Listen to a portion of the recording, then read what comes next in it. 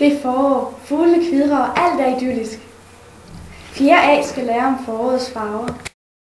Elever, i dag der skal vi ud og kigge på forårstegn. Ja, vi skal lige have samlet nogle blege sammen. Så kan I lige sammen to, så begynder vi at samle nogle blege sammen, som vi kan bruge til vores billede, ikke? Og I skal ikke løbe. Nej, vi giver et, når I begynder at løbe. Vi kan ikke med.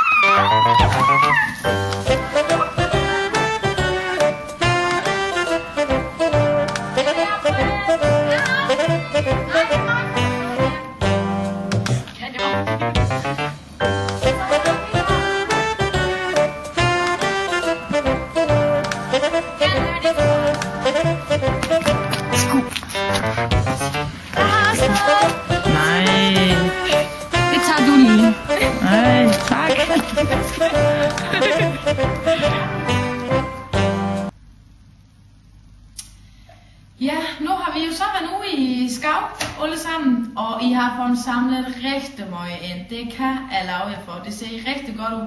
Og det I så skal nu, det er... Ja, værsgo Marie. Hvad skal vi bruge det til? Søde, nu skal du høre her. Du skal lige ind til jorden og tage færre. Så får du at vide, hvad du skal bruge det hele til, ikke? Det I skal nu, det er, at I skal tage aviselig. Det er lidt lettere. Tag sådan en lille blumme her, og så får I et stykke papir, så skal I vente noget ned, og så skal I simpelthen tvætte nu, og så får I nogle rigtig flot farver. Ja, hvad siger du? Hvis man så gerne vil have nogle andre farver, hvad gør man så? Du bliver nødt til at bruge naturens farve, og det er det, vi arbejder med i dag.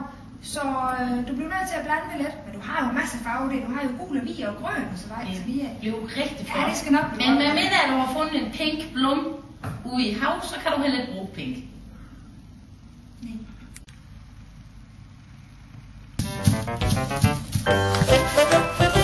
Hvor er det bare grimt! Nej, prøv at se dit.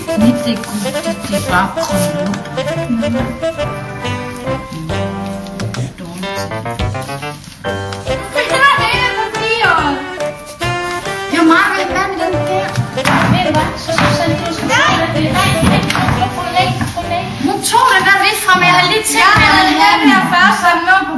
Må jeg foreslå, at du så tager den her?